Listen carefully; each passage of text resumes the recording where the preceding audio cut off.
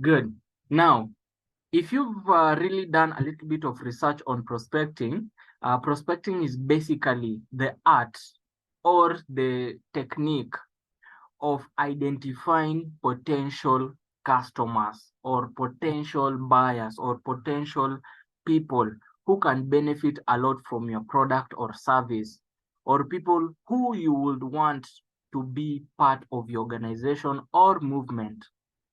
That's not the textbook definition, but it's a bit of an idea what prospecting is all about. It's all about generating new leads, generating new markets to use your product.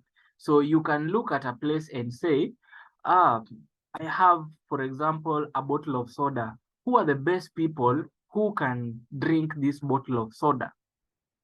Or you're launching a new product. Maybe, for example, you're launching, let's give something weird, like, for example, diapers.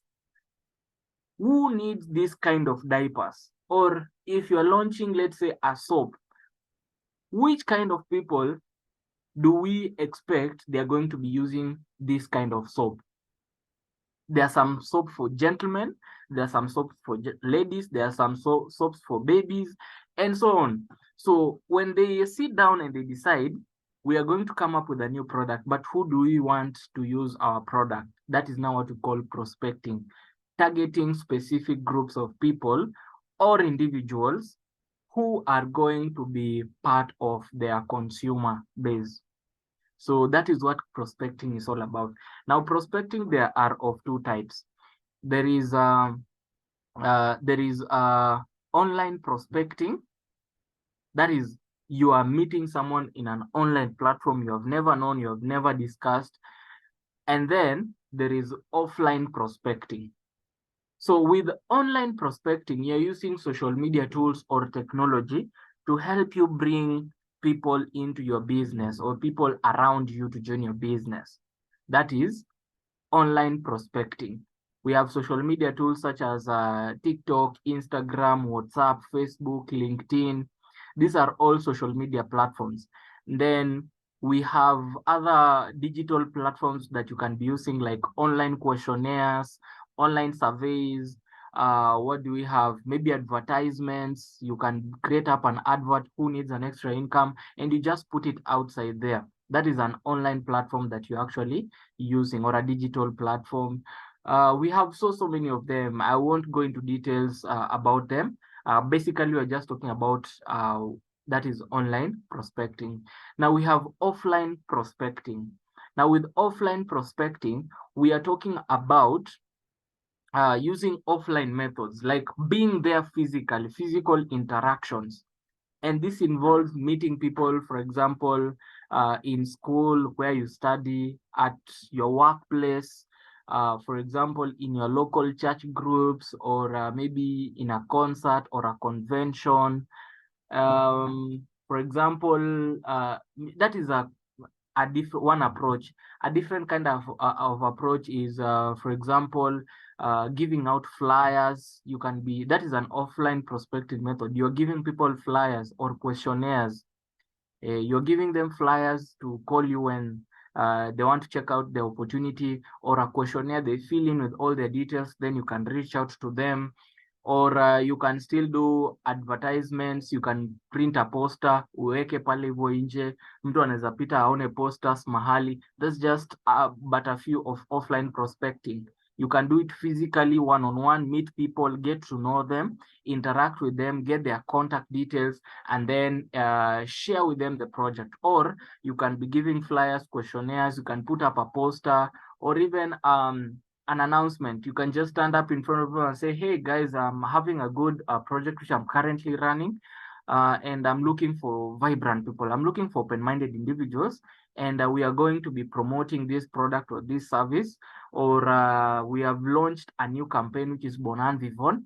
And maybe if you're a young person, you're looking to build an extra income, here it is. That's just also physical interaction, or just an announcement that is offline. You have not involved technology. Now, when network marketing was initially formed, some 80 or so years ago, it was intended to be done in an offline method, because At that time, hakukuwa na social media, obviously. 1960s, 1970s, there was no social media. 1940s, there was only radio. So network marketing was supposed to be a word of mouth kind of business. You're meeting someone, interacting with them, getting their contact details, booking an appointment with them, guiding them through the business, and hopefully get them started in the business. So it was meant to be an offline kind of business, basically word to mouth or directly. That's why it's also called, network marketing is also called direct sales, that you are dealing with someone directly. Now, if I ask some of you to define for me network marketing, I believe you guys cannot define it for me perfectly. Or maybe one or two will struggle to explain it perfectly. But the exact definition of network marketing is you are selling goods or you're doing services on behalf of a company directly to their consumers. Thereby, you're the one who is getting paid the commissions.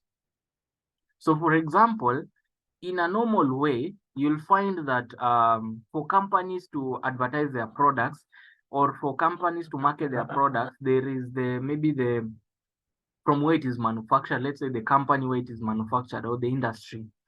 And then from the industry, they go to their national retailer. That is their national distributor, someone who is in charge of the entire country. Now, from the entire country, then they have the regional distributor, someone who is in charge of distributing the products in different regions. Let's say the eastern region, the coastal region, the central region. We have those kind of distributors. Then from the regional distributors, we have the local distributors, or in short, we are what we call them wholesalers. Local distributors, or for example, wholesalers. Then from wholesalers, we go directly to the retailers. That is the shops or the supermarkets. Those are the retailers. And then from the retailers, now it's getting directly to the consumer. Now you find that for some specific products or some specific industries, the more it passes from one local distributor or from the industry to the regional distributor or the national distributor to the regional distributor to the local retailer or the wholesaler and then to the consumer, you find that from one person to another one, it keeps on increasing in price. For example, 2 kg of sugar, you find that from the company where it is being manufactured, you find that maybe a 2 kg of sugar might be something like maybe 200 shillings, for example. And then from the industry to the national distributor, you find that it goes at a certain price. Wanaongeza, kila mtu anaongeza 10 bob. From the national to the regional distributor, pia kila mtu anataka kutengeneza profit. So they'll add 5 shillings or 6 shillings, per kg. And they have like 1,000 kgs. So you find they're also making profit from there. From the regional distributor to the wholesalers or the local retailers, you'll find that they also add another 10 shillings. And then from that to the local retailer or to by the time consumer anapata, equal at, for example, 230 shillings or 240 shillings. That's what sometimes makes the prices very, very expensive. Now, on top of that, apart from the company just producing it, they also have to advertise their product. So you find they are advertising the product, for example, using adverts on social media, or they're paying millions of Kenyan shillings to advertise the product on TV or on radios. That's why you find sometimes a lot of adverts on the TV or on the internet or even YouTube. Before they make a profit, they have already used millions of shillings to produce the product, to advertise it, and to supply it. Now, network marketing was formed so that when the product is coming directly from the industry where it is being manufactured, it can go without a lot of struggle. It can go directly to the consumer. Now you see all these profits zenye watu wanaongeza hapa katikati, all these profits which is being added, kila mtu anaongeza yake hapo katikati, this money is now supposed to go directly to the one who has sold that product. That is why we have the whole industry of network marketing, that when you're getting a product, for example, I can go to a company like, let's say, a sugar company, like let's say Mumias Sugar, and I tell them that I have a few clients who are going to buy directly this sugar. Let's say a hotel, a company which is running several chains of hotels. So I can tell this owner of this hotel, I can get you sugar at a very cheap price. Instead of 250 shillings, I can get it for you at, for example, 230 shillings. And so I go to the company directly and I tell them I want 100 kgs of sugar and I want to supply them. There is someone who wants to buy it. So when I take this sugar and I supply it to the chain of hotels, I'll make my profit there. So what have I done?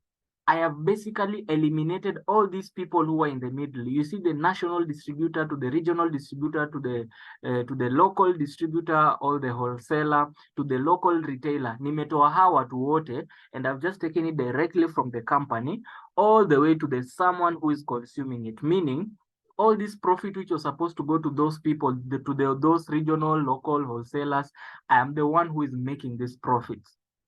That is why network marketing was invented. Some companies wanted to reach out directly to their consumers, and they did not want to pay millions of shillings to advertise, to market their product. That is why if you go to any supermarket or if you go to any chemist, you're not going to find the products which the company has. And even some of you are asking, if these products are that awesome, why are they not in supermarkets? If these coffees are that delicious, why are they not sold in coffee shops? If these products are so much nutritious or powerful, why are they not marketed on Citizen TV and the company just makes? No, that money that the company is supposed to use to pay Citizen TV to advertise, for example, C24/7, that money is supposed to go to you directly. You, the person who has connected that consumer to that product. That is why it is called direct sales. And any person who buys a product from the counter and goes and sell it to someone, you realize that you can make some good profit. Personally, I've made some good profit from sales. Someone just calls me and asks me, I've heard of of your weight loss products. Can I get some of them? And I tell them, yeah, you can get them. They ask me, how much is it? I tell that person, that product is 2,000 per pack. That product is 2,000 per pack. And each pack has 10 tablets. Someone asks me, can I buy 10 of them?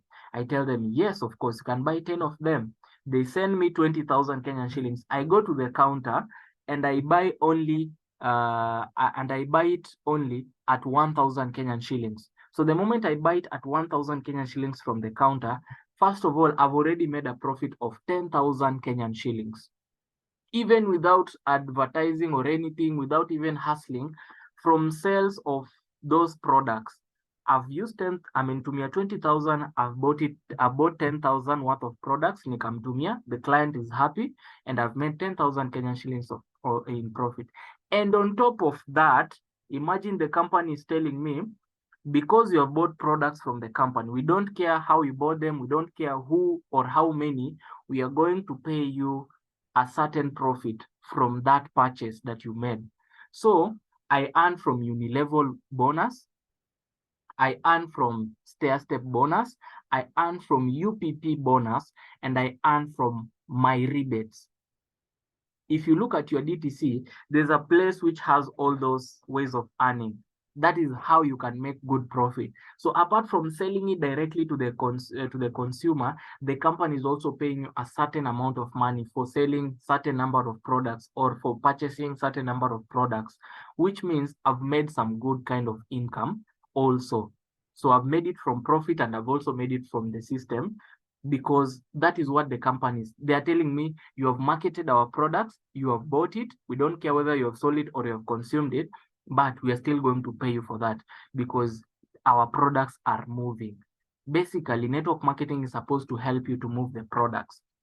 Now, these other ways of earning, which is the direct connecting bonus, the matching bonus, these ways of earning, especially in our system, especially in EdPlan 3.0. Let me talk about EdPlan 3.0, not other network marketing companies, because I don't know about them.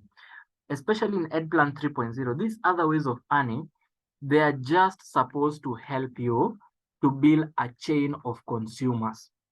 So for example, by virtue of you being in the business, maybe for example, Betty, you are connected by someone like Waigumu.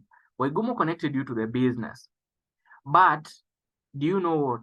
Anytime you consume the product, Waigumu also gets some extra amount of money on top of that. That is just how this system is. So when Waigumu connected you to the business, what she did, she basically told the company, I have brought for you a new customer who is going to be using our products, who is going to be using all our services. And the company told Waigumu, here is 6,000 Kenyan shillings for giving to us a new customer. And on top of that, we are giving you an additional 4,800 Kenyan shillings. Just because you have given to us a new customer. So this connecting bonus and pairing bonus, they're just an additional way of earning. Now, here comes the best bit.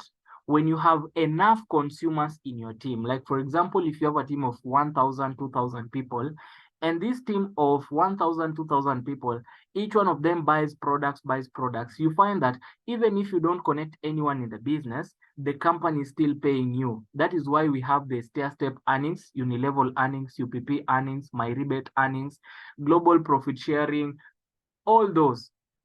That's why even during the presentation, we don't talk about these other ways of earning because they are automatic. The moment you start building a team, the moment you start building an organization, people buying products means you also get to enjoy part of it. You get to enjoy all those types of earnings. And on top of that, you also get a rank. So for example, if Christine connected Betty into the business, anytime Betty buys products, Christine will get a rank. That is Silver Executive Prime. And we did technical training. For those who are keen in that technical training, or if you haven't had it, go to YouTube, you're going to find it there, or ask me for the link, I'll share with you the link there. Go and find that technical training. When someone buys product, you also get a rank, which means when you have a very huge team of 1,000 people, when they buy products, you even get an even higher rank. For example, Gold Executive or Global Ambassador or Ruby GA or all those ranks, meaning your income also increases because you have a wide consumer base. You have a wide variety of people. And even better, when they connect people, because the more they connect people into the business, you get the 4,800 plus you're getting someone who is consuming the products directly from the company, meaning you will never lack anything. That is the whole concept of network marketing I've explained in under 40 minutes. I hope it has made sense because when you're going to be talking about prospecting, invitation, presentation, closing, I want you to understand why we are doing it. We are not just here to make the money, to make the 4,800. In as much as it sounds so nice, making 4,800 until infinity, the major reason why we are doing it is because we are building an organization. We are building a huge team, a huge consumer base, which in future, any activity which they do, when they buy products, when they consume products, when they connect someone to the business, is going to be value for you. So I can see right now, we are at 10 of us here, meaning if the 10 of us, kila mtu akuwe na team ya, let's say 1,000, 1,000, 1,000, it means Betty, when you have a team of 1,000, it is going to be beneficial for you. When they connect people to the business, you make the 4,800 bonus. When they buy even more products, it means you also make an extra income. The same goes for every one of us. And that is why you are going to be taught on how to become a leader, on how to influence this organization, how to build this team, how to run that organization so that it can grow, it can sustain itself, it can grow exponentially. You can find yourself having a very huge team, which in turn guarantees you that you will never lack anything in this world. You're always going to make sure that you have enough money with the system. That is the whole concept of network marketing and how you can attain leverage.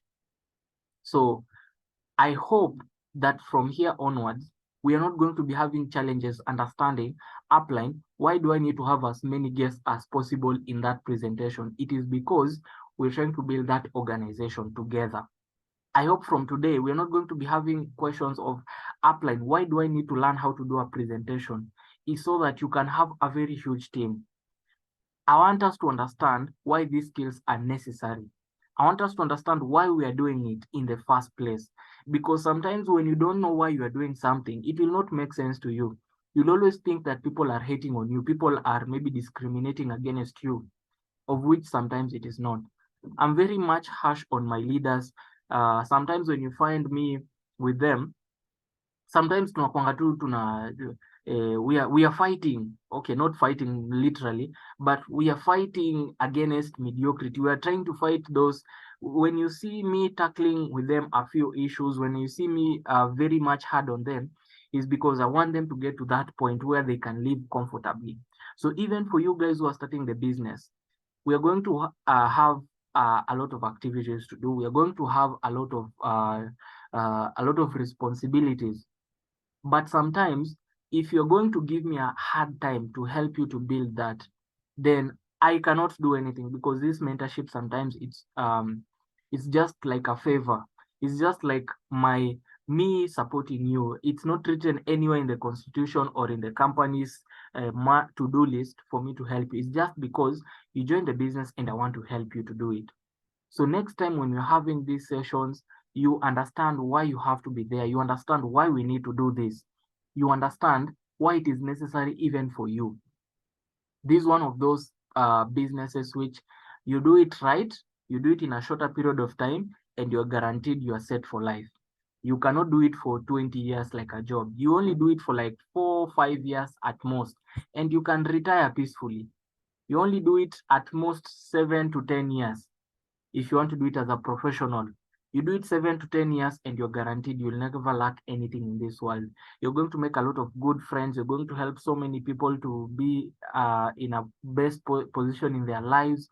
You're going to build a brand. You're going to build your own organization. So it's going to be very much wonderful. When I see you guys, kila mtu atakuwa na timu yake. I see Julius amekaa na kikosi yake, wanajiita sijui aje. I see Oscar umekaa na wale watu wako wa Rwanda, mnapiga story na Kirwanda. That is your own organization you're building in Rwanda. I see Sharon in Lebanon. You see down there with people in Lebanon, Kenyans in Lebanon, and that is your team. You're proud of the people you're helping. Judith, we expect to see you again with people who are in that industry you are in, and you call your team a specific name because it represents a brand or an organization that you're building. So I hope everyone has understood why network marketing is one of the best organizations to be in and the best industries to be in, and why we are going to be learning these skills. So up to that point, we are not going to go back on that again. We are going to go directly into prospecting. So I hope everyone has understood. If you've understood, tell me in the chat box you've understood as we proceed. Ndivyo watu wasilale. Najua watu wanaweza lala hapa. So write down there in the chat box for me if you've understood, if you're clear, if you're now clear on the concept of network marketing, if you've understood.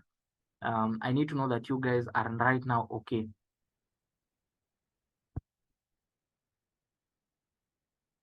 Okay. So I can see you guys are ready, and now we can proceed. Now, we talked about two methods of prospecting. That is two types of prospecting. That is online prospecting and offline prospecting. And we talked about online being using digital platforms and media to connect with people, to share with them the business. And we also talked about offline methods being directly talking to people, sharing with them, getting to know them, building a rapport, and so on and so forth. And so today, I want to introduce you to a very new concept that some of you have already read it on GoPro. Apart from there being two types of prospecting, that is online and offline, we have different methods of prospecting, and we categorize them into three. The first one is now what we call cold market prospecting. And in cold market prospecting, it means you are either using online or offline methods to connect with different people, as in strangers, total strangers you have never met before.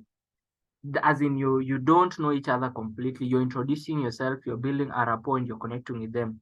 And this is one of the methods of prospecting, which sometimes gives us a lot of challenges because we always have that fear at the back of our head.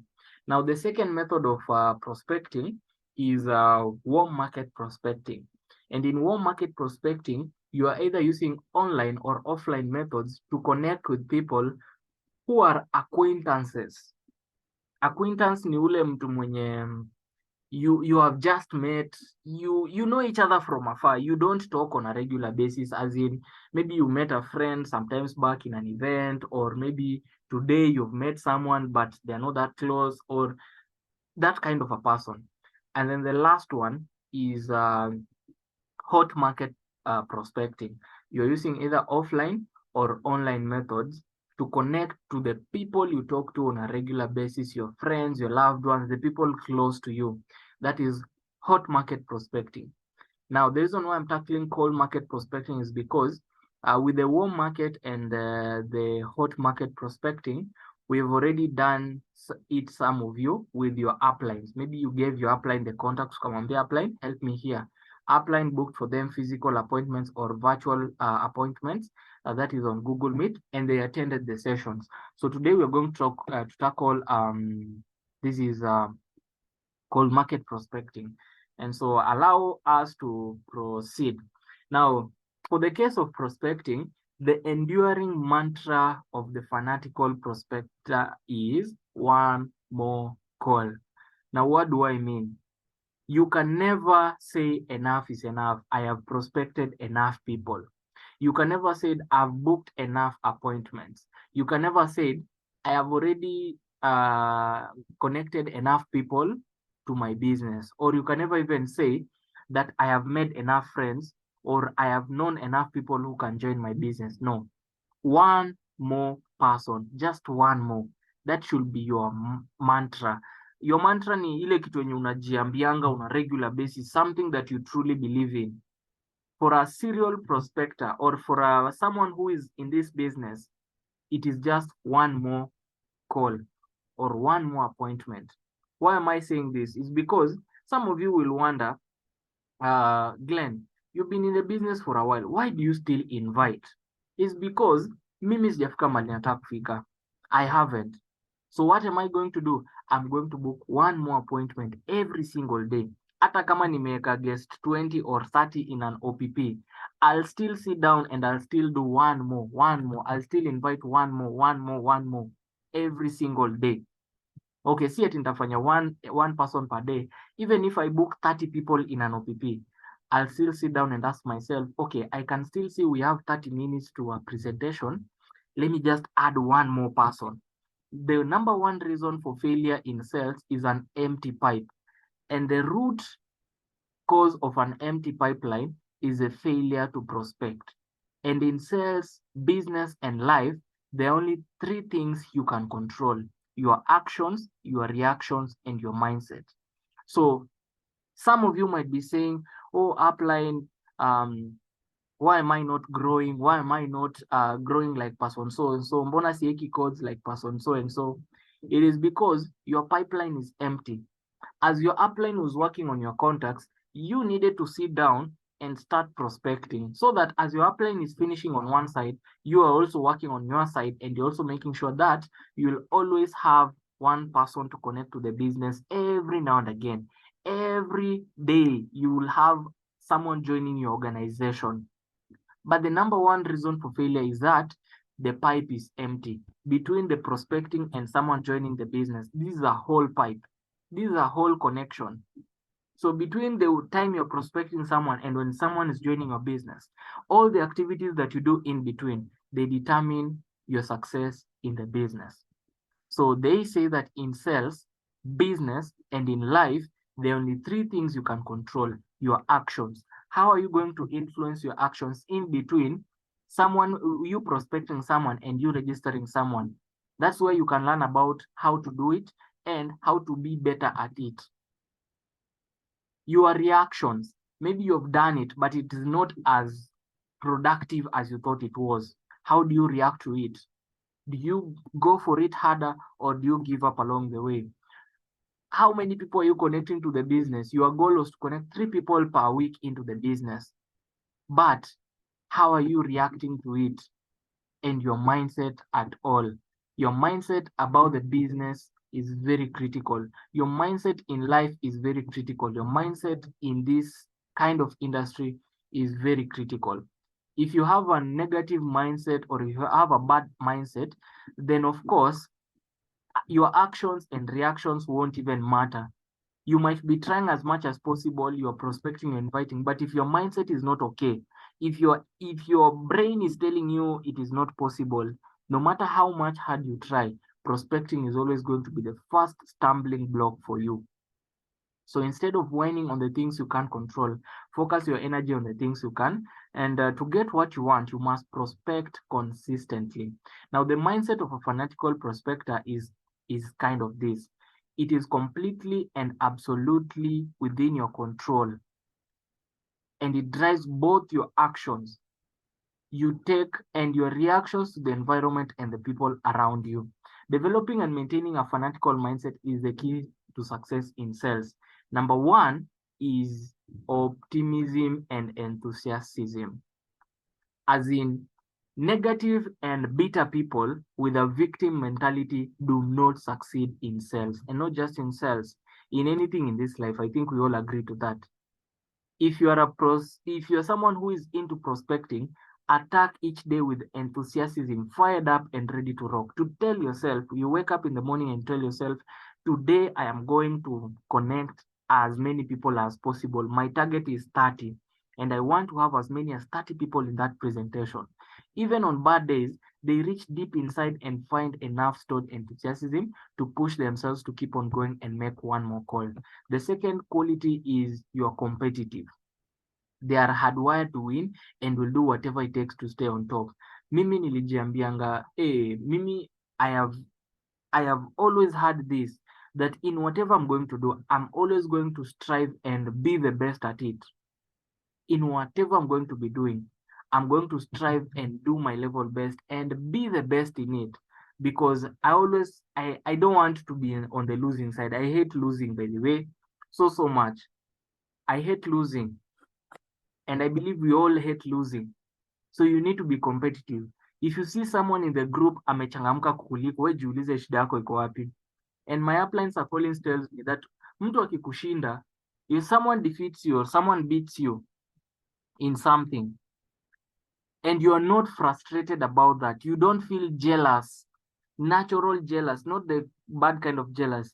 If someone defeats you or someone beats you, or you come out last, or not even number one, maybe number two or number three, and you don't feel that natural jealousy, then there is something completely wrong with you. If you see someone has done 50 guests, America 50 guests, and you're not challenged, you're not jealous of what they have done, and you're not even ready to do anything, you are completely insane. Number three is confidence.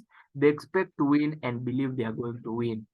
Are you together? So every day attack it with that kind of confidence that you're going to win. You are relentless and you have high need for achievement. You do whatever it takes to reach your goal and you never give up. And then number five, you are thirsty for knowledge. It means you are always on the lookout for new ideas. You're ready to learn, invest. You have that belief that you're going to learn and grow.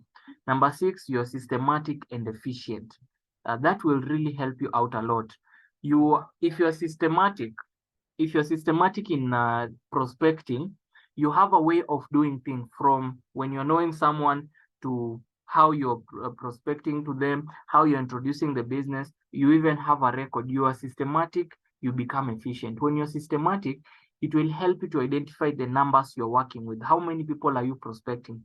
How many people are you inviting to the OPP? How many are attending? How many stay until the end? It helps you to become efficient, and you protect, you craft it like a pro athlete. You protect the golden hours, block their time, concentrate their power to tune out distractions, and avoid disruptions. Number 7, you are adaptive and flexible. They actively search and adopt new ideas and best practices, then adopt them as their own work and work at it until they become adept at execution. Now, someone will ask themselves on a daily basis, what am I going to do? What should I do now?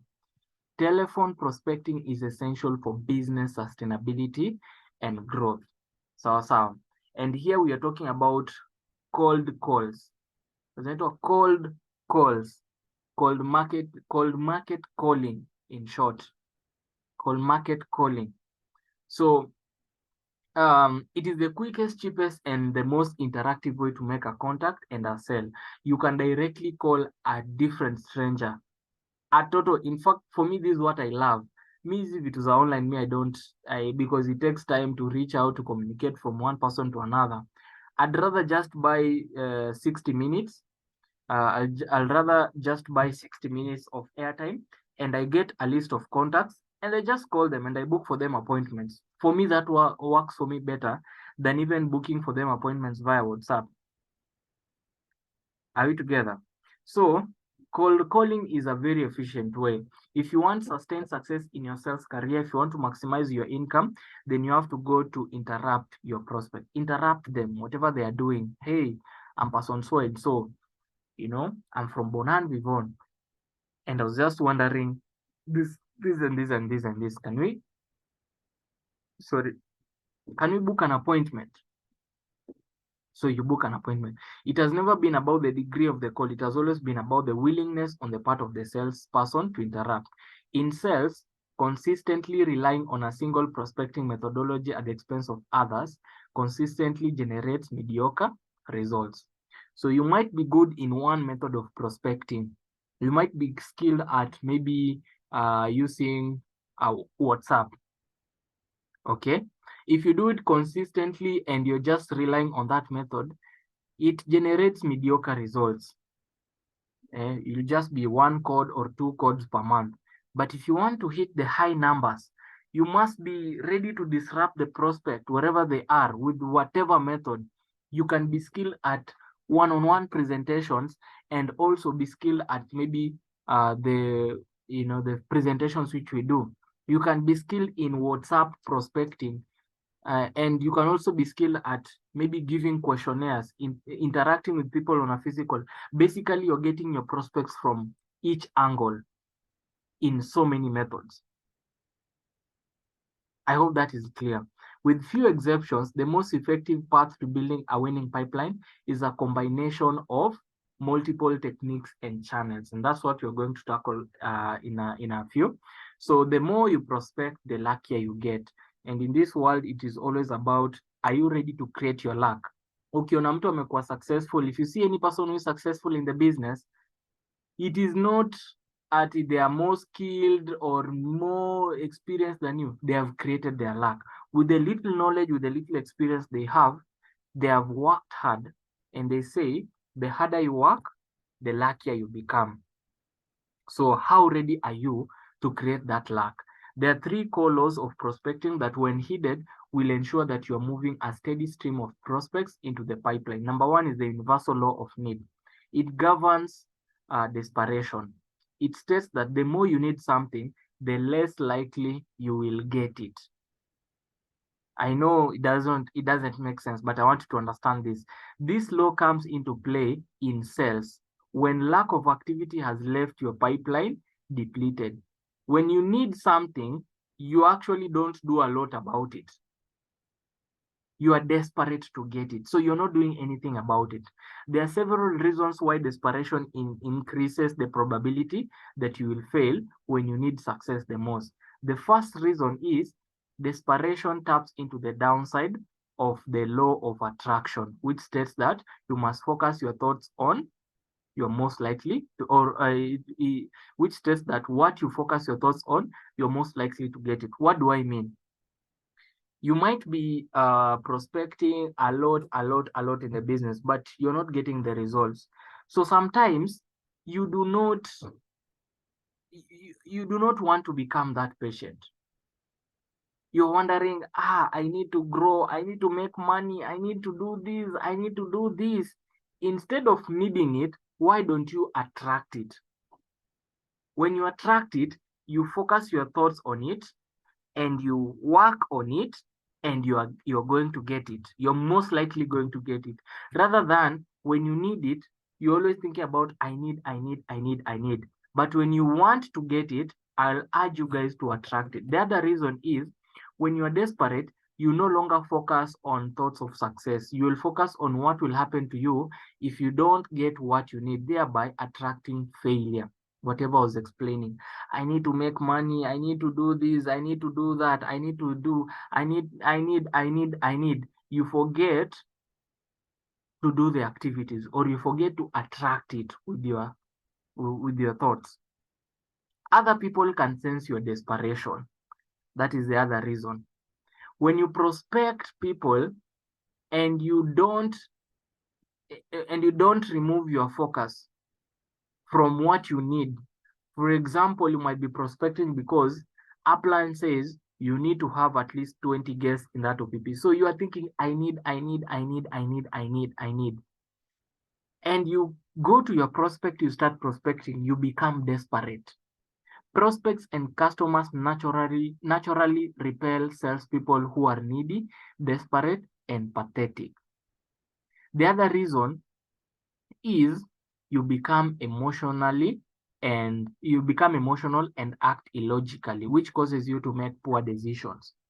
So for that matter, I ask you guys that when you're going out to prospect, instead of needing it, I want you to attract it, because when you need it, desperation affects your law of attraction. Other people can sense your desperation, and because you are acting emotionally, you are going to make poor decisions. Now, number 2 is the 30-day rule, which states that the prospecting you do in this 30-day period will pay off for the next 90 days. When you internalize this rule, it will drive you to never put prospecting aside for another day. So, for example, whatever we did in the month of September, and it's not just prospecting, it is every activity that we do in the business. It pays you in the next 90 days. So as I'm going to be teaching you prospecting, how to do it one step at a time, I want you to understand that the moment you stop prospecting for a month, it means for the next month, you will be out of business, because you will have no one to share the business with. You will have no person who is in the process of payment. You will have no person being part of your team. So prospecting is very important. Whatever activity I have done in the month of October, if I've prospected people in the month of October, well and good. If I've presented to people in the month of October, well and good. If I've assisted people who are starting partially, well and good, which means in the month of November, these people who I prospected in the month of October, they'll now be joining the business in November. Some of them will be getting their paycheck. Some of them will have made some progress in getting started. Some of them will officially out of nowhere just get started in the business. So if I don't do anything in the month of October, do you know what happens? In the month of November, I'll be stranded. And now it will go back to the first mistake. That is the universal law of need. I'll be needing because I have bills to pay, I have responsibilities to handle. And because I need, I'll now struggle to prospect. Nijaribu. I'll make a lot of mistakes. My guests can feel the desperation in me in just attending the presentation, and they'll therefore not be able to join me. So if you miss a day of prospecting, it will tend to bite you sometime in the next 90 days. I want you to understand that. If you miss a day of prospecting, what happens? It will tend to bite you sometime in the next 90 days. So understand that you need to keep it going. The third thing is the law of replacement. It is a critical concept to internalize, because failure to hit this law is the reason salespeople get on, stay on the roller coaster, up and down, until one day they get so down that they can't get back up again. You must constantly be pushing the opportunities that will naturally fall out, and you must do at a rate that matches or exceeds your closing ratio. So always do whatever it takes to get your mind focused on prospecting and committing to daily goals. The moment you don't do the daily goals, it means at some point down the line, in the next 90 days, you will have to do the activities which you did not do. So for example, in October, you have not prospected anyone, you have not shown anyone your business, you have not invited anyone, you've not done anything. It means in November, you will try to replace whatever you didn't do in the month of October, because you have bills to pay, you have expenses, you're also feeling like you're being unabaki nyuma, you feel like you're being left behind. So it means you'll have to replace whatever you did not do. And it means in the month of November, Pia, you have to do whatever is supposed to be done in the month of November. So you are doing for the month of October and for the month of November. You are constantly trying to replace the activities which you did not do. It means November, you have not made anything, because October you did not do activities. So you are up and down. Now in the month of December, you will be up again, because in the month of November, you did a lot of activities, meaning December, you'll be making the income. But then December, you relax. You also don't do the activities, meaning January, you will not make anything. Meaning January tena, you have to catch up for whatever you did not do in December. That constant up and down, it will drain you until one day you will get so down that you cannot get back up again. So don't spend a moment in thought about what might happen what might happen to you if you don't get what you need. Worry won't change the future. Likewise, don't get mired down in regret over what you have failed to do. Your future does not lie in your past. Always be in a constant move in prospecting. So knowing your numbers and managing your ratios. And here is where I want you guys to listen and listen carefully. If you have not been listening, this is the point where I want you to listen and listen carefully. Sales is and always has been governed by numbers, because in sales, the formula for success is a simple mathematical formula.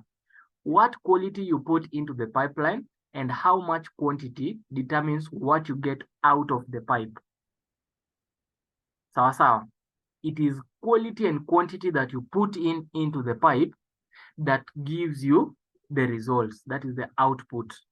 Remember when I was telling you, from the moment you're prospecting someone to the time they're joining the business, there are activities to do. Now, what determines is how well you do the activities and how much activities you do, or what are the numbers that you're working with.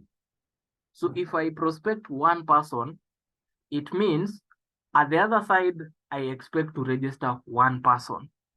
If I prospect 10 people, or if I present the business to 10 people, I expect 10 people to be joining the business.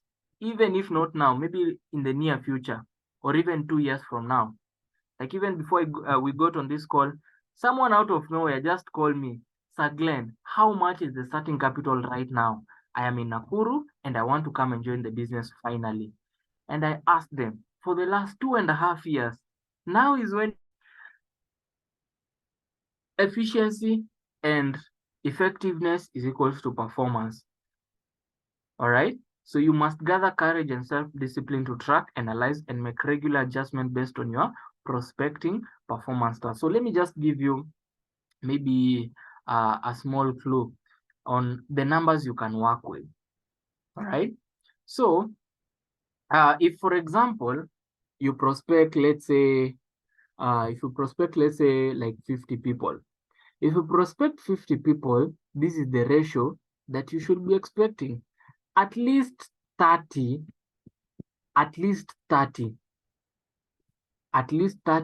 will listen and will book appointment for you kwa meeting. Watakusikiza, you communicate, you'll book appointment for a presentation. Out of 30, expect at least maybe 5 to 10 will actually join the presentation. I know. If you send 30, expect at least 5 to 10 people will join the presentation. Out of 5 to 10, if the number is 10, expect at least one person is going to join your business. What do I mean? If you've prospected 50 people and 30 people are in the have received the link for the meeting, expect at least 5 to 10 will join the presentation. If you have 10 people joining your presentation, how many people do you expect to join the business? That's right, only one person will join your business. If you work with this kind of ratio, and I want you to work it backwards. So for example, you want to have 20 people joining your business, what do you need to do? You need to have 200 people attending presentations. Out of 200, prospect at least 600 people. This is just an average. Now I'm here to how you can work it backwards so that you see how much efficient do you have to be. And then on top of that, how many people should you prospect? Something like maybe let's say 1,000. That's a ratio that you can work with. So if 1,000 people, you prospect 1,000 people, expect at least 600, maybe you will book for them appointments. 200 will actually attend the presentation. Out of 200, if you have 200 guests, you can be guaranteed that 20 people will join the business. Now, this one I'm giving you as a guarantee because this is the ratio that I've seen it working. It's actually a ratio that all of us know in the business. If you share with 10 people the link, expect one person will attend the presentation. So if you share the link with 30 people, expect how many people? 3 people will join the presentation. If you share the link with 100 people, expect 10 people will attend the presentation. Now, if you share it with 10 people, 100 people, and 10 people join the presentation, which means expect at least one person to join the business. Sure bet. If you talk to 30, 3 people join the presentation, expect 0 person to join the business from whatever you have shared. And Hapa P, of course, expect 0. So this is a ratio that I want you to have at the back of your head because it will help you to learn how to grow your numbers effectively. All right? It will help you to learn how to grow your numbers effectively. So if you want to have 3 people join your business, share the link to about maybe, for example, 60 people. If 20, 30 people join the presentation, it means you have 3 people joining the business. If I want to get 3 people joining the business, at least 30 need to have attended that presentation.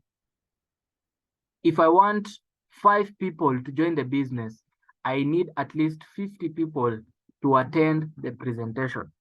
Not sending the link to 50 people, no. I mean, 50 people have confirmed they're in the session. Knowing your numbers will help you to learn how to grow them.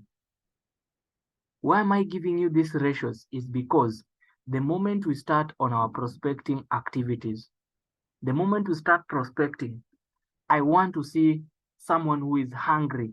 I want to see someone who wants to have more codes. I want to see someone who is ready to build a very huge team in a shorter period of time. And how are you going to do it? Target high numbers, work with high numbers so that you can have an easier time when it is time for getting results. You will have an easy time getting results if you have high numbers. Okay, so that is the ratio that I want you to understand. In case of anything, I'll share something later on. But I want you to understand that numbers are very, very crucial in your business. So with that, allow me to proceed.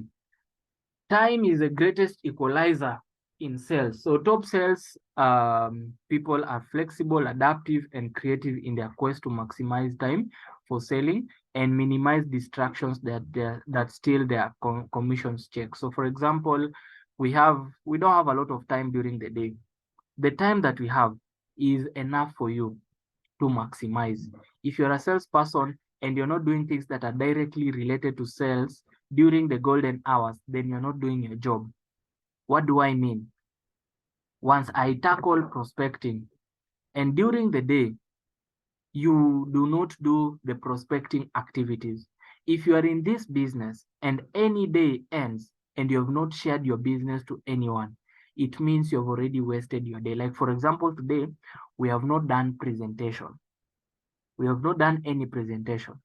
And even if we have not done it as a team, you as an individual, you need to have done a presentation, maybe a one-on-one presentation. If you don't do a presentation any day, it means you have not done whatever the business is all about, which means sharing the business. I hope you have understood that. Any day you are not doing activities in this business, remember it's going to bite you back in the next 90 days. You're going to face that obstacle. You're going to face that challenge. You're going to need it. You're going to do it in the next 90 days. You're going to try to replace it. It's going to bite you back. So that is it. Protect your golden hours. When we say tomorrow at 9 p.m., we are doing a presentation. What are the golden hours? From morning until maybe 1 hour before the presentation. If you have not done the prospecting that you wanted to do or that is supposed to be done, it means you're going to end the day 0. Tomorrow again, you don't do the activities. It means you're going to end the second day at 0. So make sure that you use the golden hours. Parkinson's law states that work tends to expand to fill the time allocated for it, and Haussmann's Colore describes how work contracts to fit into the timing allowed. Don't say, for me to prospect 20 people, I need like 1 hour. So you wake up in the morning, you're just wasting time because you know, if I just get 1 hour, I'll get 20 people. So the entire day, you don't do anything, you don't do anything, you don't do anything. By 4 p.m. or 5 p.m. is when you realize, oh, now let me sit down and create 1 hour to prospect. That 1 hour, you will not get 20 people. You will not even hit 5 or 10. By the time it's getting to 8, 9 p.m. is when now you'll be hitting the 20 people, which means if you did it earlier during the day, who knows, you could not even have hit 20, you could have done 30, 40, or even 50. Salespeople and leaders are absolutely stunned at how much they get done when they block their time, focus on a single activity, and set an outcome goal for that activity. When you get disciplined at blocking your time and concentrating your power, you see a massive and profound impact on your productivity. Effective time management is about the choices you make. If you want to say tomorrow, I want to fill 20 or 30 guests in that OPP, out of those guests who will attend, I want 30 of them to be mine. So what do you need to do? You need to sit down, put on some music, start prospecting in the morning for 2 hours. Check on the goal. Have you hit the goal or not yet? Take a short break. Come back refreshed in about 30 minutes or 1 hour. Work on it again. Hit another 2 hours. See how you are when you concentrate that power or energy, it is going to be so much powerful that hata we mwenyewe, even you yourself, you're going to see a lot of results in a shorter period of time. Rather than prospecting 30 minutes, you're going to do something, you're going to watch a movie, you're going to handle one responsibility, maybe attend class, maybe see that friend, then sit down another 1 hour, prospect, get one person. By the end of the day, you only have 10 people who you have prospected. And then you lie to yourself that you have done prospecting. No, you have not done prospecting. Those are jokes. Those are jokes that you have done. And you cannot do it every day in your business. You need to block out your time. So for example, when you have presentations, for me, I block my time from 9 a.m. until 12 a.m. That is the time when I am reaching out. I am striking conversations. Then I take a break from 12 to 1, maybe have lunch, maybe as I also give time for people to respond to the messages which I've sent to them. And then in the afternoon, from 2 p.m.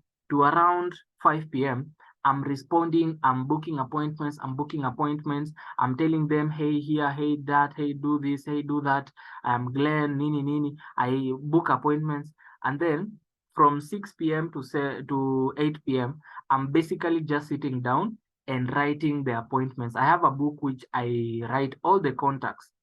Anytime I send someone a link, I write down their name plus the link I've sent them the link.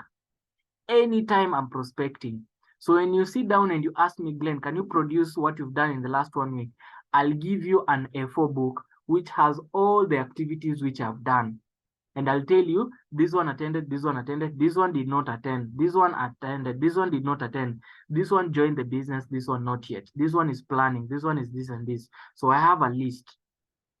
So that is how you can block out your time. Effective time management is about the choices that you make.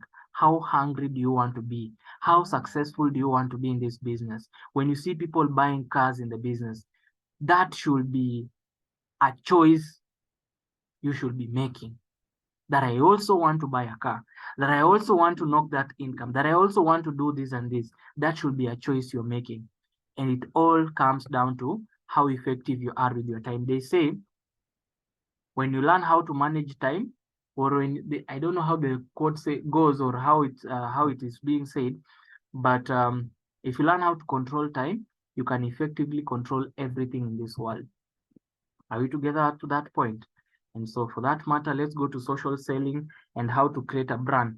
So sales is a blend of art and science. The art is in influencing people to make commitments. The science is influencing the right people. And social media enhances, elevates, and sometimes accelerates your prospecting efforts. It certainly impacts familiarity. So social media is here to help you to accelerate your business, to accelerate your prospecting efforts, but it is not a replacement for focused and deliberate outbound prospecting efforts. So it is something to accelerate, but it should not be a replacement for that prospecting effort. You should not use it as an excuse. Social selling is not to solve, will not solve your pipeline woes or provide an endless stream of inbound leads with little effort, because this is a mistake that people make. They say, why should I go and prospect outside there when I can just go on Facebook and just connect to 100 people or 200 people and get a lot of people? Yes, it can help you to do that. But if you don't go and do it, what are you going to be giving? You're going to be giving excuses. Oh, Facebook, oh, this and this, oh, that and that. And you thought that using social media will make your work easier. It will only make your work easier if you're going to do it deliberately and you're going to focus and make sure that your prospecting efforts and numbers are still high. So don't think that maybe if I prospect someone qua ground, I might get 2 or 3 people.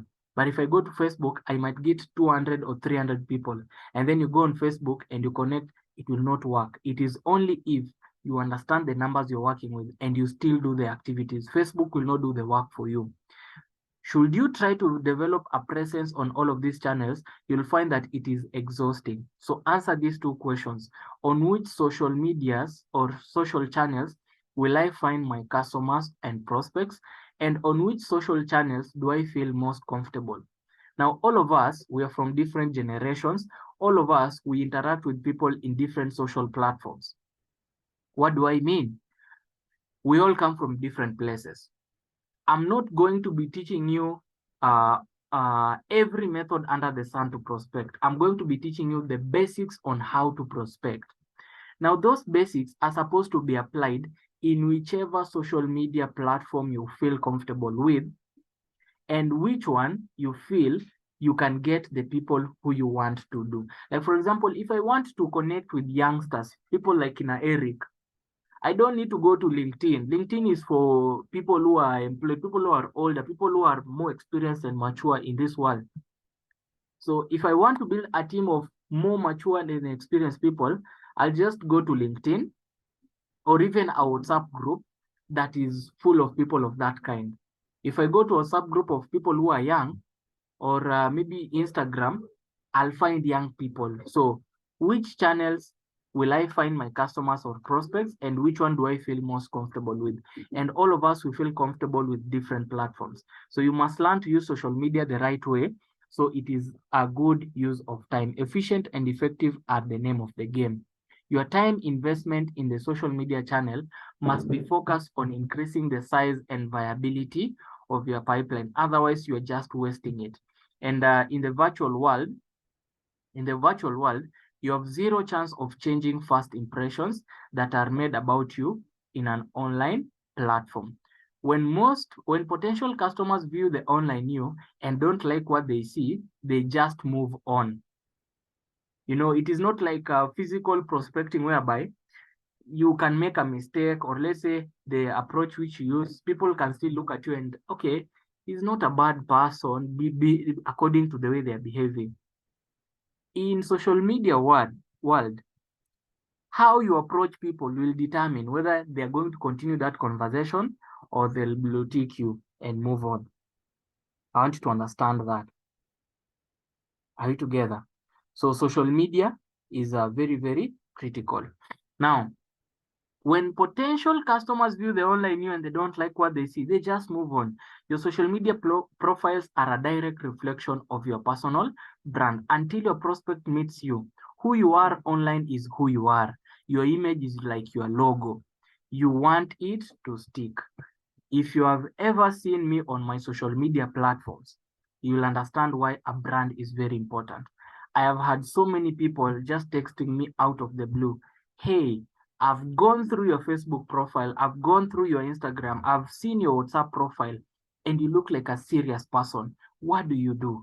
And I just tell them I'm the CEO of an organization that I personally run, and I'm also part of the larger Bonan Vivon organization. Have you heard about it? And they tell me, no, I just saw through your profile. I just saw you guys are having vacations. You guys are having a good time. And I just want to know what it's all about.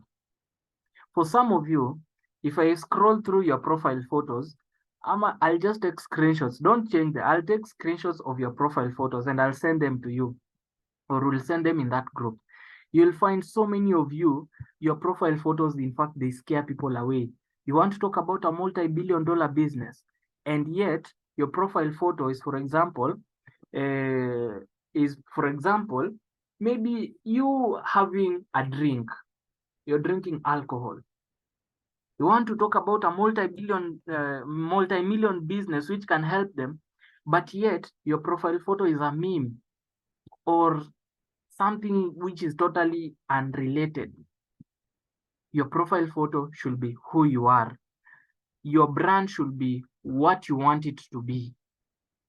For me, I'm all about freedom. I'm all about building leaders and building an organization which takes care of other people. So when someone goes through my page, they're like, I want to be part of this. I've seen how you've been doing this and this and that. I tell them, why not? Come on board. When they look at my WhatsApp profile, they look at that and they see, oh, this is a very serious person. So they even approach with care. So it is like I am presenting myself. It is my logo, because my guests, wherever they are, they don't know me. When I was approaching maybe Oscar and I was sharing with them that I'm running this organization or I'm person so and so, he didn't even have a hard time. He was just like, okay, yeah, sure, I want to learn what it's all about, and it was so much easier. So look at your profile photo. What is it all about? Your image is your logo. You want it to stick. Be sure to complete your entire profiles. Don't leave gaps, holes, or partially completed profile. It sends the message that you cannot be trusted. Make a commitment to manage your online presence by reviewing, updating, and continuously improving all of your online profiles, at least once every 3 months. That is once a quarter. And to build familiarity, you must be present and consistently engaging with prospects online, so they see you often and over time become more comfortable with you. So when they see you and over time, they'll become comfortable with you, they'll start communicating. Engaging means liking, sharing, and commenting on their posts, as well as content they are commenting, and on sharing, think before you post. When you are well known to prospects, from time to time, they'll contact you as they move into buying window for your product or service. And the message matters. We are going to talk about the message when we talk about how to prospect stepwise. So the message really matters. Words and how you use those words. No matter which prospecting channel you are leveraging, can either increase the severity of that reason and subsequent rejection, or reduce resistance. So whichever platform you're using, be sure to use it effectively, because it can either kill your business or it can either build your business. People have built this business in many ways. Some have used Facebook, some have used TikTok, some have used Instagram, some have used WhatsApp, some have used it, have done maybe offline prospecting. So whichever platform you're using, break down the emotional walls and improve the probability that qualified prospects will respond positively to your request for their time. You will get whatever you want in life by helping enough others to get what they want. This is what I'm always telling you by Zig Ziglar. He's saying that when you help enough people in this world to pay their bills, you'll always get what you want. Prospects care mostly about the prospects, about what they will do next and how it will affect them. And that is what you need to care mostly about as well, the prospect. Your prospects do not want to care how much you know or what kind of a person you are. They only want to know how much you care. Are you together? If you want any chance at all at being successful with smart calling or even prospecting, everything you think about and say needs to be about the prospect. How you're going to support them, what your organization is going to help them to accomplish, what they can benefit a lot. It should be about the prospect, not about you. It shouldn't be about you at all. So there are two basic fundamentals of sales. People love to buy, but hate to be sold. And people buy for their reasons, not yours. And I want to say this again and again. You can never convince anyone to join the business. None of you here was convinced to join the business. You all joined for your own reasons. So also, don't make the mistake of trying to convince someone why this organization is the best, why when you're prospecting them, why they should listen to you. No. Let them join the meeting for their own reasons. That's why we have those questions. Have you been on the lookout for something to do? Would you mind, let me share with you an idea which can put an extra shilling into your pocket. People love to buy, but they hate to be sold. What do I mean when they love to buy? It means they are doing it voluntarily. You're not pressing them to buy the business. It's the same way when you go to a shop or when you go to maybe, let's say a shop, and someone is always telling you, or even a hotel, someone is always telling you, buy this. This is the best phone. Buy this. Buy this. Buy this. Buy this iPhone. Buy this iPhone. Buy this iPhone. You'll even ask yourself, so if I buy it, it's going to benefit you. Oh, okay, I'm not going to buy it. But when you share with them how this iPhone will make them look like, imagine this iPhone has the best camera. The moment you take a photo, automatically everyone will know it's an iPhone. The moment you even take a video, in fact, you will be buying airtime not from a Safaricom shop. You will be buying your airtime from the Safaricom embassy or even from the American embassy because that airtime is very much special.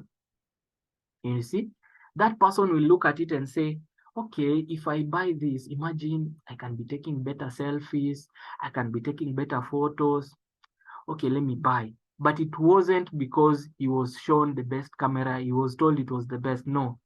That's why sometimes iPhone does not even struggle to do a lot of sales. They just put out a video, they share how an iPhone takes a photo, they share with you how an iPhone will make you look like in public, and you'll just sit down there at the back of your mind and you're wondering, I have to get this iPhone. It doesn't matter how much it costs, I have to get this iPhone. People buy for their own reasons, not yours. No matter how well you do the presentation, no matter how well you explain the 4,800 in the binary system, no matter how good you explain it, no one is going to join the business because of how you have explained it. They'll join because they'll see, okay, if I join this business, it means in future, I'll not have any problem with money. It means I can also get to travel. Okay, let me pay the full amount of money. Putting yourself in someone else's shoes helps you to understand her thought processes, his or her thought processes. This is now what we call being empathetic. As you look at your guests, as you prospect someone, understand their thought process, understand where they come from, understand what kind of business they do or the activities which they do. It will help you to understand how to better explain the business because you will now be targeting where the problem is. Your message must demonstrate a sincere interest in listening to them, listening about them, and solving their unique problems. Listening to them, listening about them, and solving their unique problems. That's why we have those questions. Sometimes people wonder, upline, why should I send this message? Why should I prospect this way? It is because that message is about the prospect and not you. So even if you don't want to send that message, just send it because you're trying to get to your prospect, you're trying to listen about them, and you're trying to solve their problems. Your prospecting message is designed for one purpose, to quickly persuade your prospect to give you their time. That's why we have those messages. So I hope you understand why we do what we do and how we do it. If prospects sense fear, weakness, and lack of confidence, they will shut you down or bulldoze right over you. So how you deliver it also matters. If you want prospects to be enthusiastic about meeting you, you have to be enthusiastic about meeting them. So if you have to be enthusiastic about the business, also portray that enthusiasm. A relaxed, confident, enthusiastic demeanor and tone will open up doors when nothing else will. So this is nonverbal, that is voice, tone, inflection, pitch, speed, body language, facial expressions, the way you dress and your outward appearance, sentence structure, grammar, punctuation, and the word. So these are nonverbal communication. So anytime you're prospecting, make sure, first of all, you're dressed well, or let's say you're blending in with the environment that you're in. Not necessarily a suit and tie, but whenever you're prospecting someone, look at the environment and use that environment to your advantage.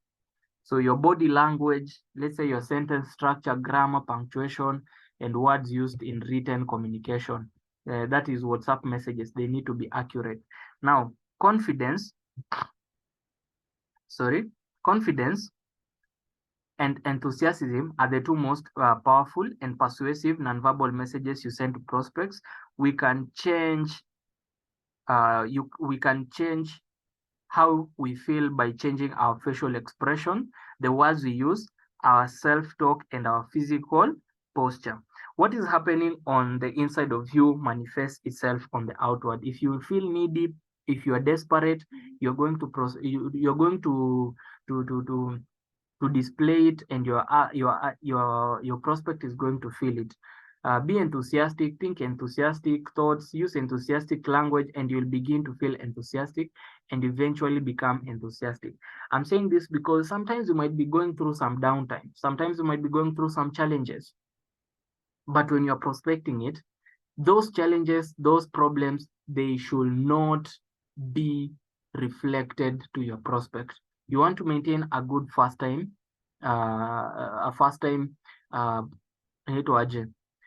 you're trying to portray a good first time impression.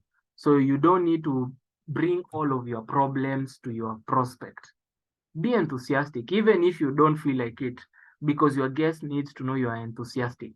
You lower the risk of your prospect by answering, what is in it for me? Are you together? So you lower the risk for your prospect by answering, what is in it for me? I think apart there's a small typing error, but what is in it for me? So for example, you're prospecting, you are knowing someone, you are sharing with them the business. The major question that your prospect is answering, how does it get to benefit me? And that's why in our prospecting messages, I think we take care of that. The power statement must answer the prospect's issues. That is, for example, lack of money, or let's say lack of traveling experience, let's say lack of family time, let's say lack of income, vitu kama hizo. So the power statement must answer that. Your offerings must address the issues. So your power statement must answer the prospect's issues, and it must address these issues. Your offerings must address these issues, and your power statement must answer competitive differentiators. Maybe should get the attention, as in it should help you to get the attention of your prospect. It should answer their, it should tackle the prospect's issues, it should address that, and it should gather their attention. So in prospecting, all you need to do is to give your prospect a good enough reason to meet with you, and they'll say yes. You need a compelling message that works most of the time with your prospects. It has to be quick, direct, and persuasive, but it cannot sound like a chest script. It has to be natural and authentic. So whichever message you're using, okay, it will not work with everyone. Of course, it will not work with everyone, but it will work with most of your prospects. But it has to be quick, direct, and persuasive, but it cannot sound like a script. It has to be natural and authentic. Don't sound like a robot. Kuna wenye wakichat hapo hivi unaweza dhani kwani am I talking to a robot? These messages, they sound like I'm talking to a robot. Are you together? So they must sound natural and authentic. And bridging solutions. So bridging solutions to your prospects' problems using language, not yours, is one of the core disciplines. So you must use a language which is comfortable with your prospect, not necessarily English, because someone will wonder, do I need to use English? Hapana. You can just use any language which is comfortable. Saying the word because, giving a reason, was more important and powerful than the reason. Focusing on a simple, straightforward task because it works, and spending hours agonizing over some complex value proposition is unlikely to give you anything more effective in prospecting than a simple, direct because. As in, instead of focusing on how it works, or and spending hours wondering how to just go direct. Just be simple, straightforward, and go direct.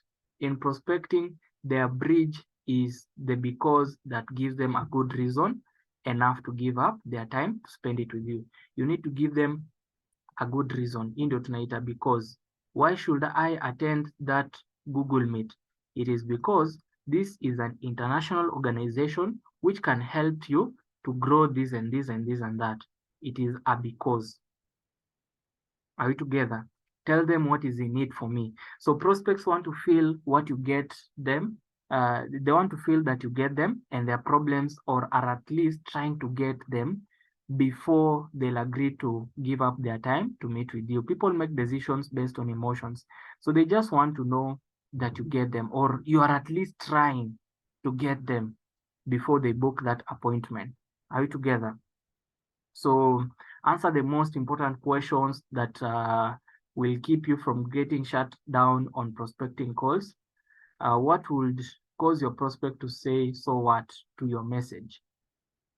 All right. If you fail to directly tell your prospect to take action, everything else is just academic.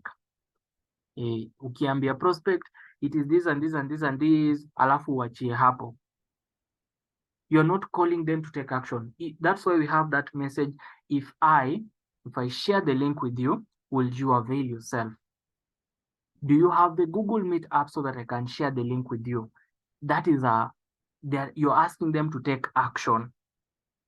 If you don't do that, if you just tell them we are going to have a meeting on Google Meet and then you leave it at that point, that is nothing. You have not done anything. And fear is the reason so many people seek the easy way out and look for shortcuts, rather than just biting the bullet and asking for what they want. There's only one technique that really works for getting what you want on a prospecting touch, and that is asking. Even when you're going to talk about closing, how to close a deal, tunasemanga, if you don't ask, you don't get. You need to be ready to ask for the sale. You need to be ready when you're prospecting. You need to be ready to ask someone directly. If you don't ask, because sometimes you're prospecting, and you're not ready to ask that person directly.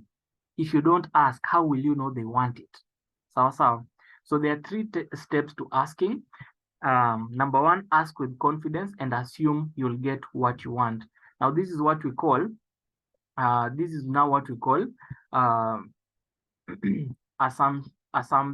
okay, acha tu niandike hivi, being assumptive. As in, you're working with assumption. You're assuming that if you ask them, you will get it.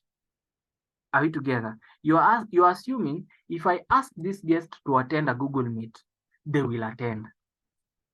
Are we together? I am sure if I ask this person to join the business, I am assuming they will join the business. Always work with that. Ask with confidence and assume you will get what you want. Number 2, shut up. Many people make the mistake of asking while also doing a lot of explanation. You want someone to listen to you about the Google Meet? Ask them, if I share the link with you, will you attend it? Don't ask them, then go ahead. Anyway, that session is just going to be about 1 hour, and I know it is Nini, but this and this and this. Anyway, I just wanted to attend. No, if I give you the link for that meeting, will you attend it? Leave it at that point, and then be prepared to deal with the reflex responses. Either someone might tell you a yes, either someone might tell you a no, someone might tell you maybe. Be prepared to deal with anything, but don't take it to heart. Don't be emotionally attached. When you're prospecting, even when your uplines are prospecting you, sio wewe wali prospect. They did not prospect just you alone. They prospected like 20, 30, 40 people. But then, like 40 said no. Only you said yes to your upline. So they were not emotional. Don't be emotionally attached to the outcome. You might be assuming because I sent 30 people the link, 30 people are going to show up in the OPP. Then you find out that no one is writing, I was invited by person. So I was invited by Judith. So you start wondering, am I the problem? Am I Nini? Am this and this and this and that? You become emotionally attached. Don't be emotionally attached. You know what? Be excited. Be excited about it, because if you send the link to 30 and only 3 people show up in the OPP, it means you did the right thing. Now, between here and here is where something went wrong. So you need to wonder, how can I make sure that if I share the link with 30 people, 30 people will attend the presentation? Are we together? So you need to work on that. You need to understand that clearly. When you pair an assertive request with a because, the probability of getting a yes goes up and even higher. What do I mean? If I share the link with you for this wonderful session, hapo juu ulikuwa ushamwambia, I'm going to help you to make an extra income. I want to help you to travel the world. But for this session, it is happening at 9 p.m. I want you to come and check out. If I share with you the link for the Google Meet, will you avail yourself? You're more likely to get a yes than before. The assumptive position is the strongest selling strategy in the world. Assuming you will get what you want is a mindset of positive expectation that manifests itself in your outward body language, voice inflection, tone, and the words you use. I personally use this on a daily basis. Anytime I step in to do the closing, I know, for example, maybe yesterday, I did not get someone joining the business fully. But of course, there were some 2 or 3 people who made partial payments, and that gave me confidence. But then for tomorrow's OPP on Tuesday, I do not have to be emotionally attached to what happened on Sunday. On Tuesday, it is another day completely, and I'm assuming if I'm going to step into that presentation, I'm just going to be getting yes, yes, yes, yes, yes. I want to join, I have all those qualities, I want to be part of the team. That's what I have to assume every single day. And it is that confidence that is going to reflect in the OPP. Mtashtukia tu, hey, ujamaa kwani leo, is he on drugs? He is so much excited, he's so much powerful. It is because I want it to be known that this is a new day and we're getting totally different results. Right, together. When you choose weak passive words, it sends a message that you lack confidence. When you're going to be talking about prospecting, the words which you use are very important. All right? You must directly, quickly, and concisely get to the point. Asking directly for what you want. Make it easy for your prospects to say yes. It takes courage, and courage, by the way, it takes courage, and courage, by the way, is just like a muscle. The more you exercise it, the stronger it gets. When you're going to be doing prospecting practically,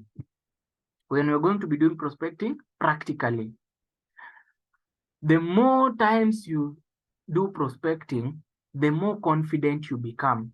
I remember one of my leaders, he was really having a hard time when he was doing prospecting. So, sometime I just sat down and I taught him properly how to do it. And then he sat down, he started prospecting, And then he used to come to me and he's telling me, Upline, I'm getting a lot of yes. I'm getting a lot of yes. I have more people joining the OPP. I am getting a lot of people booking their accounts. And I told him, now try even times 10. And he goes in even harder. And he's giving me feedback, he's telling me, Upline, it's good.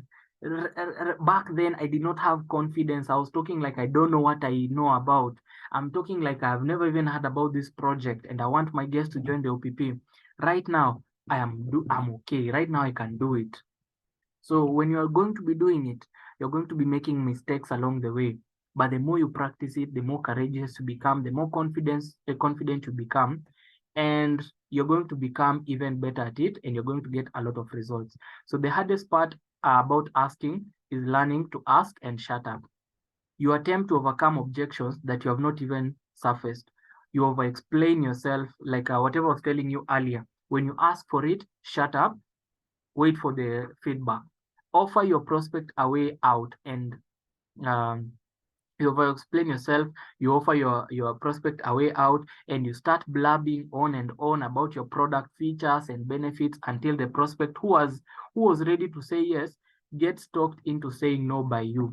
When you're prospecting, just prospect, don't present. There's a difference between prospecting and presenting. When you're prospecting, you're just identifying them, you're connecting with them, you're giving them a chance to check out what your project is all about. Don't start prospecting and your guest is asking you which organization. You're telling them Bonan Vivon. How does it work? You start now when you become part of Bonan Vivon, now you have a system. Your time, you are prospecting. It is not time for presentation. So you start explaining, and you discover you've wasted 1 hour explaining to someone who is not even interested, or even if they were interested, you approach it the wrong way. So when you're prospecting, don't present. When someone asks you, what is it all about? You tell them, we have a presentation tonight at 9 p.m.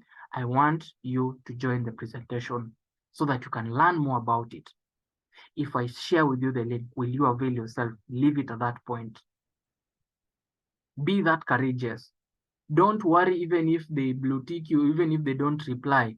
You've asked for it, you've let it at that point. Rather than asking for it and starting to explain, hoping that this explanation is what will make your guest join the presentation. No, it will not. You must shut up and give your prospect room to answer. The faster you get to an answer, the sooner you'll be able to move on. So effective, and we're almost winding up on this. Just a few more minutes and we'll be done. So don't have to worry. Now, efficient and effective telephone prospecting must get you to a yes or a no, or maybe as fast as possible in the least intrusive way, using a relaxed, confident, professional tone that reduces resistance. So a simple and consistent, repeatable structure takes pressure off you and your prospect. That's why tunakuanga, for example, a script, because it is simple, it is consistent, it is repeatable. So you don't have to worry, what do I say to this guest? What do I say to that guest? How do I approach this?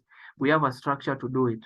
So if you want to be a professional in this industry, always have a structure on prospecting. Don't just go and do anyhow with anyone. Apana. Have a structure or a way of doing it. There are no pauses. The moment you pause, you lose control. Your goal is to respect their time by getting, this is when you're making a phone call. There are 5 simple telephone prospecting frameworks. So this one, we won't go into it in details. I'll just skip over it for a few minutes. The first one is getting the attention. This one will not go into details for now until maybe next month. We'll not go into details. This one is a bit more on telephone. And other ones. So give them a reason, and but we also have a way of doing it for online prospecting. For Facebook, WhatsApp, Instagram, LinkedIn, TikTok, we have a way of doing it, which is basically more of this, but in here a phone call. So that's what I'll teach you. All right. So these are some words to avoid. Like, I want to talk to you about my product. I'll have to get together with you to show you what we have to offer. I want to tell you, no, don't do that. Use phrases and emotional words like see how we might fit. Share some insights that have helped many of our clients. They want to know, they want to feel that you get them and their problem, or at least trying to get them. So ask for what you want and shut up. Then turning around objections. This is learning how to manage the disruptive emotions that are triggered by rejection. And objections are simply unanswered questions. Sometimes your guest will be like, I would like to join that meeting, but I'm not so much sure. What is the organization all about? That is an objection that you are facing. That is a challenge that you are facing. Someone will tell you, okay, I would like to join the meeting, but just give me a clue. Or I would like to join that meeting, but Ebu confirm for me. Is it like one of those other things which I have seen? Is it like, for example, QNet? Is it like, for example, maybe is it network marketing? Is it pyramid schemes? Those are objections. Are we together? And the only way you can handle these objections is by making sure you are handling it the right way. The only way you can handle these objections is by learning where this person is coming from. That's what I mean by handling. Learning where this person is coming from, as in not their region or where they live, where this person's mindset is coming from, and why they are thinking that way, or what they are hoping your answer could be. When someone asks you, before I join that meeting, is it network marketing? What they are hoping you will tell them is, yes, it is network marketing. That is an objection. What they are hoping is you'll tell them yes, so that they don't join the meeting, because they have already heard of network marketing. So overcoming objections doesn't work. There's a universal law of human behavior that you cannot argue another person into believing that they are wrong. The more you push another person, the more they dig their heels in and they resist you. Ni kama time unapigana na mtu, the more unajaribu kumfight, the more amekaza miguu kwa ground na hasongi. Sasa ni kupigana, mnapigana. That's why I say, rather than presenting to someone when you're prospecting, you just prospect. Don't talk into details no. They ask you, how does it work? You tell them, fantastic. I know you want to know about it, so let me share with you a link, or let's book a physical appointment. I'll just take you through it physically so that you can see how it can benefit you as well. So that you can see how perfect it is, so that you can see how you can stop maybe suffering financially. That is, you're handling that objection by understanding where they're coming from and handling it the proper way. Rather than attempting to overcome, defeating, or prevailing over your prospect, you should disrupt their expectations and thought patterns when they push back with a no. Are you together? Disruptors work on humans because when you encounter something that isn't what we expected, we stop and we pay attention. So for example, you're prospecting and someone asks you, is this, that, and that? Tell them, I don't know what you're talking about, or I understand what you're talking about, but to be clear, this is this organization, or this is how this works, or this is what I'm talking about. And I know it can help you because of reason so and so. If these two reasons are good for you, then I believe it can help you. Rather than fighting with them on that issue, reason it out with them, or give them a reason why they should listen to you. What is this organization all about? Is this one of those things? For clarity, this organization is an international. We help, we travel, we help you expand, grow, travel, do that and that. I know this can be beneficial for you. If I share the link with you, will you avail yourself? So instead of trying to fight with my prospect, is it one of those things? I tell them, for clarity, this is this and this. And they'll tell me, oh, now I understand. Oh, okay. So is this organization, where is it based? Good. I know you have a good question, and I know you have so many of them. So what I'm going to do, I'll book for you an appointment tomorrow. Let's meet at the head office where we're going to talk about it. And I'll guide you through it. They were not expecting that. They were expecting you to fight with them. But the moment you start explaining, the moment you give them a reason, they'll start now listening to you. They'll start paying attention. So that is how to turn around objection. The three elements of turning around objections are: number one, the purpose, that is the anchor. That is the purpose of the anchor statement, sometimes called allege, is to give yourself an anchor or something to hold on to until your logical brain catches up, takes over, and manages the disruptive emotions generated by rejection. That's how you regain and control your conversation, regain your poise and control your the conversation. So you have something to hold on to. Is this network marketing? Is this one of those pyramid schemes? For clarity, I know you want to know more about this. That is an anchor. This is an international organization, because your time bado hujakuanga ukifikiria, amekuuliza tu, what is this all about? Some of you, if you don't have that anchor, you will start explaining.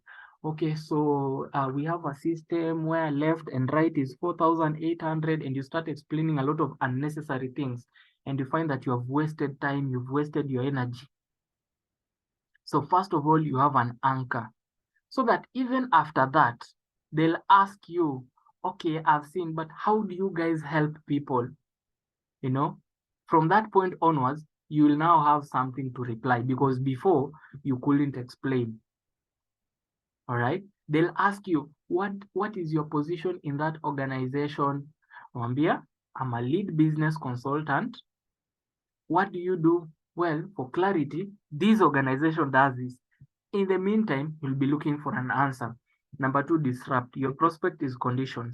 The secret to turning around your prospects is delivering a statement, that is an objection, is to deliver a statement or a question that disrupts the expectation and pulls the prospect towards you. So the message that we have is always an anchor. It also helps you to disrupt. And lastly, it helps you to ask that prospect. So one phrase you want to avoid is, I understand. When you use that phrase, you just sound like a pitcher. It demonstrates zero empathy and tells your prospect that you're not listening and don't care. And this is it. When you ask confidently and assumptively for a specific commitment without any hesitation or awkward pause, directly following your turnaround script. Sometimes they'll throw out another objection, one that tends to be closer to the truth. You'll want to be prepared to handle it and ask again.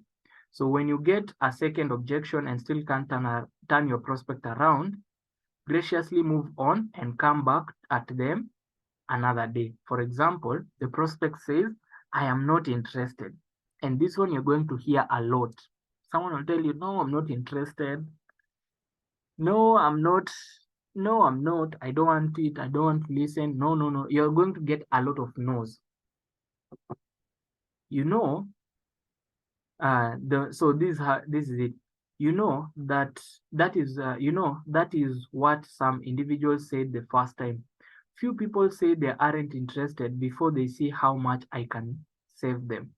I don't know if my service will be a good fit for you and your company, but it doesn't make sense for us to at least get together for a short meeting to find out how about Friday 2 p.m. So for example, someone tells you, no, I'm not interested in what this is all about.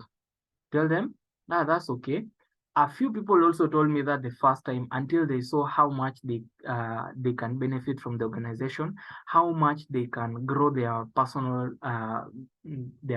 goals, their businesses. And this is the message that I was sharing with you earlier on about prospecting. So it will help you to handle that objection. Someone will ask you, what is this all about? We have that message for clarity, which I believe for some of you, I used it on some of you.